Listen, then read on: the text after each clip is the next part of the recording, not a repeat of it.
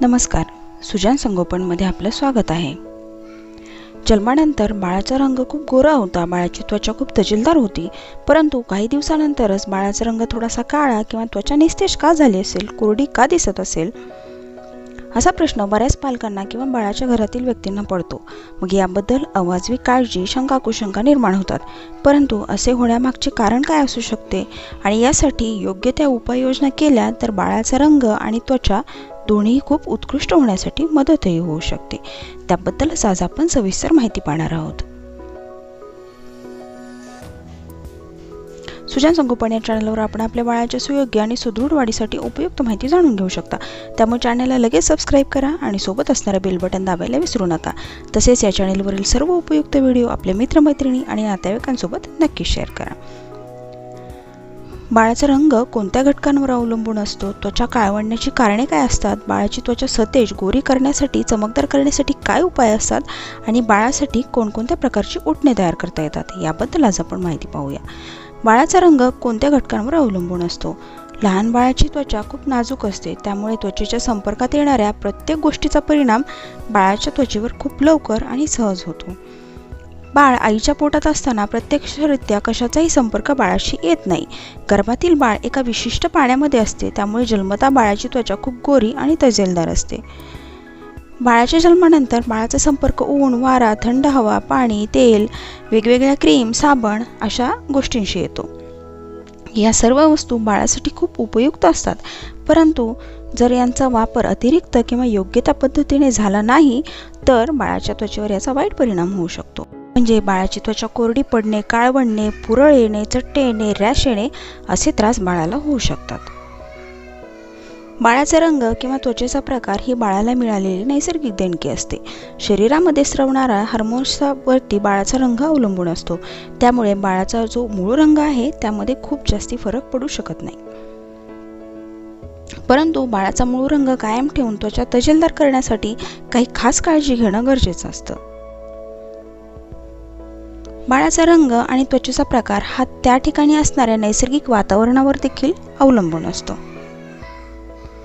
जास्ती प्रमाणात उष्णता आणि जास्त थंड हवामानामध्ये बाळाच्या त्वचेचा रंगही बदलू शकतो। तसेच बाळाला मिळणारा रंग हा त्याच्या अनुवंशिकतेवर देखील अवलंबून असतो। बाळाच्या आई, बाबा किंवा जवळच्या नात्यातील व्यक्तींप्रमाणे बाळाचा रंग ठरला जातो। नवजात बाळ, लहान मुले, बाळाच्या आई किंवा घरातील इतर व्यक्तींना वापरता येईल असे त्वचेला तजेला देणारे, रंग उजळणारे, लव कमी करणारे 3 प्रकारचे उटणे कसे तयार करायचे याबद्दलच्या सविस्तर कृतीचा व्हिडिओ आपण या चॅनलवरती पाहू शकता। त्वचा काळवंडण्याची काय कारणे असू शकतात? बाळाच्या जन्मानंतर देखील त्वचा पूर्ण तयार झालेली नसते। तसेच नवजात बाळाच्या शरीरात त्वचेला पोषण मिळावे असे काही घटक देखील नसतात, त्यामुळे त्या बाळाची त्वचा लगेच कोरडी पडणे, काळवंडणे हे जास्ती प्रमाणात दिसून येतं आणि हे त्रास होण्याचं प्रमाण मोठ्या व्यक्तींच्या दुपटीने असतं। लहान मुलांना जर एखाद्या तेलाची, साबणाची, उटण्याची किंवा वापरत असणाऱ्या क्रीम, पावडरची ॲलर्जी असेल तर बाळाचा रंग काळा उडू शकतो किंवा त्वचाही कोरडी पडू शकते। नवजात बाळाला कोवळ्या उन्हात शेकवणे खूप उत्तम, परंतु बाळाला उन्हात नेण्याची वेळ खूप सकाळची असावी। जास्ती तीव्र सूर्यकिरणाने बाळाच्या अंगावर जास्त वेळ पडली तर बाळाचा रंग काळवंडू शकतो। तसेच काही ठिकाणी बाळाला तेलाचा मसाज करून परत उन्हात शेकवले जाते। बाळाची त्वचा खूप नाजूक असते, त्यामुळे अशा प्रकारे जर बाळाला शेकवले तर बाळाचा रंग बदलू शकतो। तसेच बाळाला तेलाचा मसाज केल्यानंतर जर तेल बराच वेळ बाळाच्या अंगावर राहिले तरी देखील बाळाचा रंग बदलू शकतो। बाळाला मसाज करताना खोबरेल तेल वापरणे खूप उत्तम। खोबरेल तेल सामान्य तापमानाचे घ्या, जास्ती गरम किंवा थंड तेलाचा वापर बाळाला मसाज करण्यासाठी करू नका। बाळाचा रंग नितळण्यासाठी, अंगावरील लव जाण्यासाठी, त्वचा तजेलदार राहण्यासाठी आपल्याकडे वेगवेगळे पीठ वापरून उटणे तयार केले जाते। यातील पीठाची जर बाळाला ॲलर्जी होत असेल, ते पीठ सूट झाले नसेल तर बाळाची त्वचा काळी पडू शकते व कोरडी होऊ शकते। बाळाच्या अंघोळीसाठी 3 प्रकारचे उटणे कसे तयार करता येईल याबद्दल सविस्तर व्हिडिओ आपण या चॅनलवर पाहू शकता। या उटण्यांची बाळाला कोणतीही ॲलर्जी होत नाही अशा प्रकारचे उटणे आपण घरी तयार करू शकतो। बाळाच्या जन्मानंतर बाळाची त्वचा पूर्ण तयार झालेली नसते, त्यामुळे त्वचेच्या पोषणासाठी आवश्यक ते तेल, क्रीम वापरणे गरजेचे असते। तसेच बाळाला आईच्या दुधावाटे स्निग्ध पदार्थ मिळणंही आवश्यक असतं, त्यामुळे आईच्या आहारात योग्य त्या प्रमाणात स्निग्ध पदार्थ असणं गरजेचं असतं. जर बाळाला असे पोषण मिळाले नाही तर बाळाची त्वचा काळी होऊ शकते. बाळाची त्वचा जन्मल्यानंतर काळवंडण्याचे आणखीन एक मुख्य कारण म्हणजे जास्ती प्रमाणात रासायनिक घटक असणारे क्रीम, साबण, पावडर याचा उपयोग. बाळाची त्वचा नाजूक असते आणि हे घटक त्यावर वाईट परिणाम करू शकतात, त्यामुळे डॉक्टरांच्या सल्ल्यानुसार या वस्तू वापरा. तसेच आंघोळीसाठी कोमट पाणी वापरा. जास्ती गरम किंवा थंड पाण्याचा वापर करणं हेही त्वचा काळवंडण्याचं खूप मोठं कारण आहे. मागे सांगितल्याप्रमाणे जर कोणतेही कारण बाळाची त्वचा काळवंडणे, निस्तेज होणे यासाठी नसेल तर बाळाला दुसरा कोणता त्रास आहे का हे पाहणं देखील आवश्यक आहे. बाळाची त्वचा काळवंडली असेल, निस्तेज असेल, त्वचेवर पुळळ, चट्टे, रॅश येत असतील, बाळ खूप रडत असेल, शांत झोपत नसेल किंवा बाळाला ताप, खोकला असे काही लक्षण असतील तर ही कोणत्याही आजाराची लक्षणे असू शकतात, त्यामुळे डॉक्टरांचा सल्ला नक्की घ्या. बाळाची त्वचा सतेज, गोरी करण्यासाठी काय उपाय करावे? बाळाला उन्हात शेकवण्याची वेळ ही खूप कोवळ्या उन्हाची आणि 10 ते 15 मिनिटेच असावी. बाळाला तेल लावून शेकवणेही टाळा. बाळाला तेलाचा मसाज केल्यानंतर लगेच कोमट पाण्याने स्वच्छ आंघोळ घाला किंवा आंघोळ घालणे शक्य नसल्यास तेल बाळाला स्वच्छ ओल्या कपड्याने पुसून घ्या.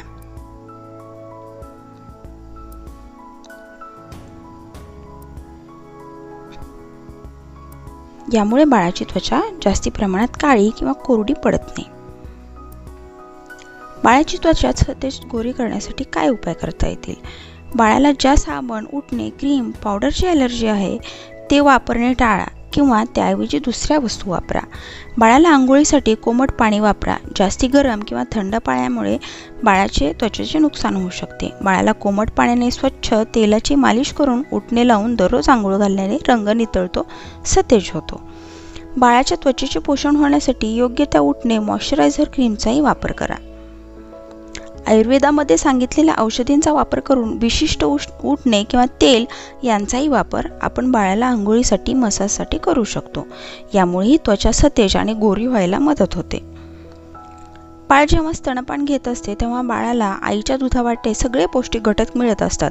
त्वचेच्या पोषणासाठी आवश्यक स्निग्ध पदार्थ बाळाला मिळण्यासाठी आईच्या आहारात हे पदार्थ पुरेशा प्रमाणात ठेवणंही गरजेचं असतं. बाळाची त्वचा खूप नाजूक असते, त्यामुळे अंगावरील लव, मळ जाण्यासाठी आंघोळ खूप रगडून घालू नका. बाळाला बालगुटी देणं हेही बाळाच्या एकंदरीत पोषणासाठी खूप फायदेशीर आहे. तसेच बाळाचा रंग नितळण्यासाठी, त्वचेच्या पोषणासाठी बालगुटी खूप उपयुक्त असते. बाळाला बालगुटी दिले तर त्यामध्ये असणारे काजू, बदाम, मध, हळकुंड आणि इतर काही वनौषधी यासाठी खूप पोषक ठरतात आणि त्यामुळे बाळाचा रंग नितळला जातो. बाळाच्या त्वचेला पोषण देणारे पदार्थ म्हणजे मध, दुधाची साय, हळद, काकडी, आंबे हळद, ज्येष्ठ मध, सांजगिरा पावडर, लोणी, तेल, बदाम असे पदार्थ बाळाच्या आंघोळीसाठी, मसाजसाठी आपण वापरू शकता. त्याच्या वापरामुळे त्वचेला पोषण मिळून रंग नितळण्यासाठी, शरीरावरील लव जाण्यासाठी खूप चांगला फायदा होतो.